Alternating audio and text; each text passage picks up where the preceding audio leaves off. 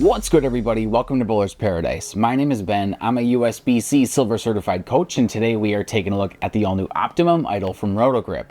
Before we fire this one up, be sure you're subscribed to the channel. It's free, it is easy, and it is the best way to help us bring you the best non-biased and cross-brand reviews in bowling. So while you're down there, be sure you hit that notification bell too so you don't miss out on the next review. No one wants to follow in the footsteps of a legend, but after a few underwhelming sequels, Roto Grip has gone back to the formula that worked so well a few years ago. Although the all-new Optimum idle looks like an almost one-to-one recreation of the original, it actually features a different core and a different cover. The Ikon core has been updated with the AI technology, which decreases the RG and actually increases the differential, and this is then paired with the new purple version of the same microtrax cover that was featured on the original gem. For the layout, I went with a 4.5 by 4x4 2LS layout. Now, full disclosure, this is actually my second Optimum idle, as I thought it was going to be much stronger than it is, so I put a bad layout on the first one. So for my second try, I went with a middle-of-the-road strong layout, trusting Roto Grip's design intent and seeking to maximize the performance I could see out of this newest HP3 release. And on the lanes, I got pretty much everything I assumed I would see out of the Optimum idle. It's definitely strong, but it's not too strong.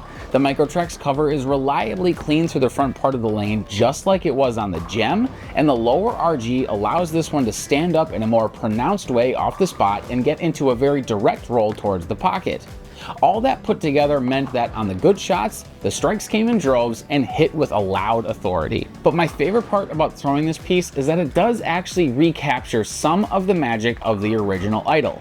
I know a lot of people enjoyed the Idle Pro and the Idle Helios, but if we're being honest, we all know that original was something special. This all new Optimum idle, though, is still able to be manipulated and tricked just as well as the original, with the only real difference being that it's got a bit more core strength. Now, on the list of downsides, I can only think of one. This ball is just not going to be a house shot killer for most bowlers. To see the best performance out of the Optimum idle, you're going to have to bowl on an oil pattern that's a little flatter and lets you keep your angles in front of you. This one can definitely cover some big angles on house shots and still get the corners out, don't get me wrong. But bowlers who can stay behind this one and let the core do the work off the spot on tougher conditions are sure to fall in love with it quickly. That love would then be amplified if you paired this one with an exponent pearl as well as a DNA coil.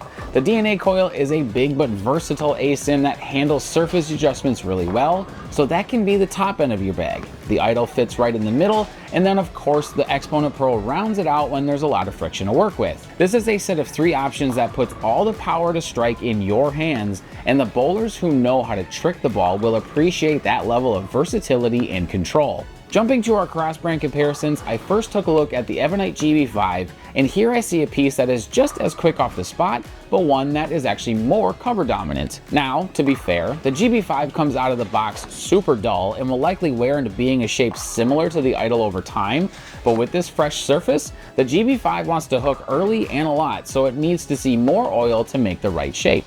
Then I took a look at the Raptor Fury from Motive, and even though this one and the Optimum idle are very similar on paper, the look on the lane is much different.